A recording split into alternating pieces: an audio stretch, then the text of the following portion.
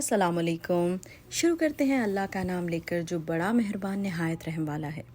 تو آج جی میں آپ کے ساتھ اپنا سمر ٹرپ کی جو یادیں ہیں وہ شیئر کر رہی ہوں۔ ریسنٹلی اگست میں ہم پاکستان گئے جب میرے بھائی کی شادی تھی۔ یہ ہے میرا گھر، میرے پیرنٹس کا گھر، جہاں میرا زیادہ زندگی گزری، میرا بچپن گزرا، اور یہ گھر جو ہے وہ لائٹ سے سجا ہوا نظر آ رہا ہے۔ تو الحمدللہ بہت خوشی ہوتی ہے جب اپنا گھر جہاں آپ کا بچپن گزرا ہو وہاں پہ اس گھر کو سجا ہوا دیکھنا۔ اور مایوں جو تھا وہ ہم نے گھر پہ ہی کیا۔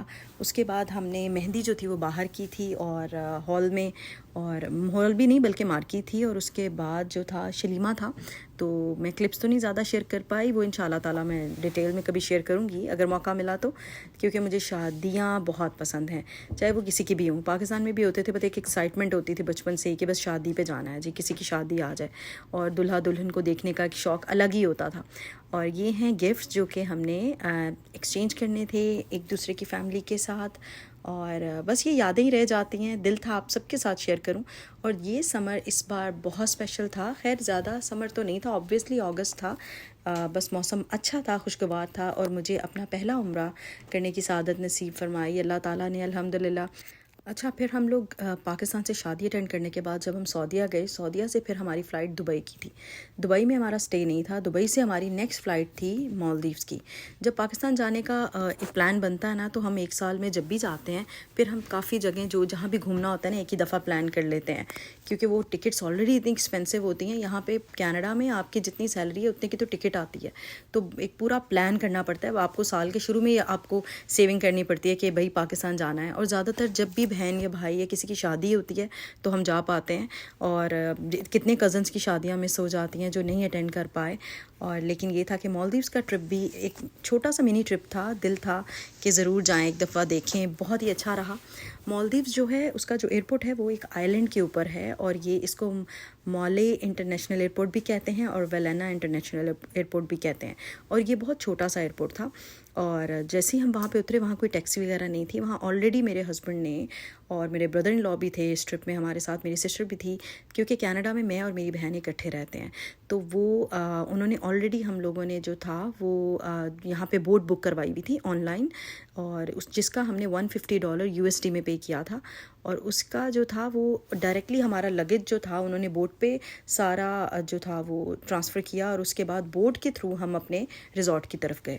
اور لیکن یہ تھا کہ بڑا ہی دلچسپ تھا، ایسا کبھی میں نے ایکسپیرینس نہیں کیا، دیکھا ہی تھا، بلکہ یہ چیز تو میں نے کبھی ویڈیوز میں کبھی ٹی وی میں بھی نہیں دیکھی تھی، نہ ہی سنی تھی، پر مجھے بڑا مزہ آیا، اور میرا دل تھا کہ میں آپ سب کے ساتھ ضرور شیئر کروں، کیونکہ میں نے کبھی سوچا نہیں تھا کہ میں کبھی اس کی ولاگنگ کروں گی، تو اس لیے میں نے یہ بس اپنے لیے سارے مومنٹس جو تھے وہ کیپچر کیے تھے۔ بٹ ابھی میں کل پرسوں ویڈیو دیکھ رہی تھی تو میرا دل کیا کہ میں اس پہ ولاگ بناؤں اور آپ سب کے ساتھ شیئر کروں اپنا ایکسپیرینس کہ، اور باقی یہ تھا کہ ٹی وی وغیرہ میں تو ہم اکثر دیکھتے رہتے تھے، لیکن پرسنل جو آپ کا ایکسپیرینس ہوتا ہے وہ بہت ہی ڈفرینٹ ہوتا ہے۔ اور پانی، جیسے مجھے پانی سے بہت ڈر لگتا ہے، لیکن پانی کے اوپر یہ پورا ریزورٹ بنا ہوا تھا، اور ہمارا روم بھی یہیں پہ تھا، اور اس میں جو تھا ہم نے 2 روم بک کروائے تھے اس ریزورٹ میں، اور اس کو سن سیام اولو ویلی کے نام سے پکارا جاتا ہے، اور اس کے جو ہے یہ پورا اس کو واٹر ولا بھی کہا جاتا ہے، اور اتنا خوبصورت تھا۔ ہمارا پرسنل پول تھا اس میں، اور روم کی بھی ویڈیو میں نے کیپچر پوری میں نے کیپچر کی تھی، بٹ سٹل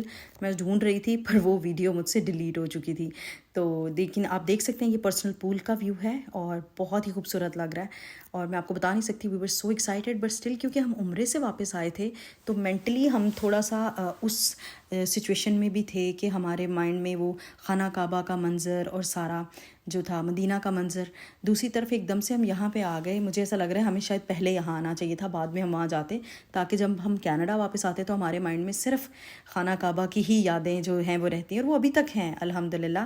تو یہاں پہ یہ تھا کہ ریزورٹ کے باہر جو بیچ تھی اور جو لیک تھی اس کی وہاں پہ ڈفرینٹ ایکٹیویٹیز ہو رہی تھیں، ایک طرف مساج تھراپی کے لیے مساج سپاز بنے ہوئے تھے، ایک طرف جوس کے بارز لگے ہوئے تھے، اور دوسری طرف یہاں کچھ لوگ جو ڈفرینٹ کلچرز کے تھے وہ ڈانسز کر رہے تھے، اور ہم نے ان سے جا کے باتیں بھی کی۔ پھر کچھ لوگ یہاں پہ کارٹ بک کرواتے ہیں اور کچھ لوگ یہ والی بس لیتے ہیں، تو ہم نے یہ بس لی اور ہم دوسرے آئی لینڈ پہ جا رہے تھے، کیونکہ یہاں ڈفرینٹ آئی لینڈ پہ جانے کے لیے آپ کو بس یا کارٹ یوز کرنی پڑتی ہے، لیکن ڈفرینٹ فیملیز آئی ہوئی تھی، زیادہ تر ساؤتھ ایشین کمیونٹی بہت زیادہ تھی، اور ہمیں اچھا لگا وہاں پہ۔ جب ہم دوسرے آئی لینڈ پہ آئے، یو کانٹ امیجن، بیچ میں ہم لوگوں نے لنچ وغیرہ بھی کیا. ہم نے ریسٹ بھی کیا روم میں. آبویسلی وہ میں نے ویڈیو میں تو نہیں میں نے اس کو ریکارڈ کیا, بٹ میں آپ کے ساتھ شیئر کر رہی ہوں کہ یہ جو سن سیٹ کا ویو تھا, کیا کمال ویو تھا. میں آپ کو ورڈز میں ڈسکرائب نہیں کر سکتی. الحمدللہ اتنا خوبصورت نظارہ تھا.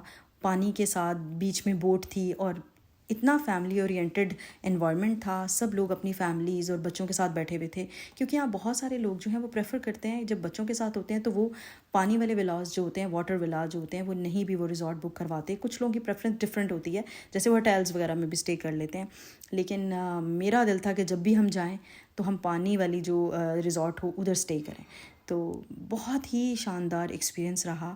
اور باقی یہ ہے کہ یہ سب جو ہے وہ اللہ تعالیٰ کی قدرت ہے, اللہ تعالیٰ کی شان ہے, اور اللہ تعالیٰ کے ہونے کی نشانیاں ہیں کہ کس طرح اللہ تعالیٰ نے دنیا بنائی ہوئی ہے, اور طرح طرح کے رنگوں سے سجائی ہوئی ہے, اور طرح طرح کے لوگ ہیں. اور آپ دیکھتے ہیں کہ جب آپ کو اپنے ہی کلچر کے لوگ ملتے ہیں تو آپ ان کے ساتھ جب آپ کی بات چیت ہوتی ہے اور وہ آپ کو اپنے ایکسپیرینسز شیئر کرتے ہیں, مزہ آتا ہے, نیٹ ورکنگ بلٹ اپ ہوتی ہے, اور اس کے ساتھ ساتھ آپ کا جو سوشل انٹریکشن ہے وہ بھی ہوتا ہے, اور آپ ان کو جان سکتے ہیں. اور ساتھ ہی ساتھ میں آپ کو کھانے کی ویڈیو دکھا رہی ہوں, کیونکہ کھانے کے بغیر تو میرا خیال ہے ہر چیز نامکمل ہے. اور شکر الحمدللہ ہم ان لوگوں میں سے ہیں جنہیں اللہ تعالیٰ نے اتنا کچھ نوازا ہے, اور اللہ تعالیٰ ہمیں کیا کہتے ہیں کھانا دے رہے ہیں, پانی دے رہے ہیں, ہر طرح کی نعمت ہے. اور یہ جو ٹریول وغیرہ ہوتا ہے یہ تو پھر آپ کا ہوتا ہے نا کہ الگ سے اللہ تعالیٰ کی طرف سے ایک بلیسنگ ہے.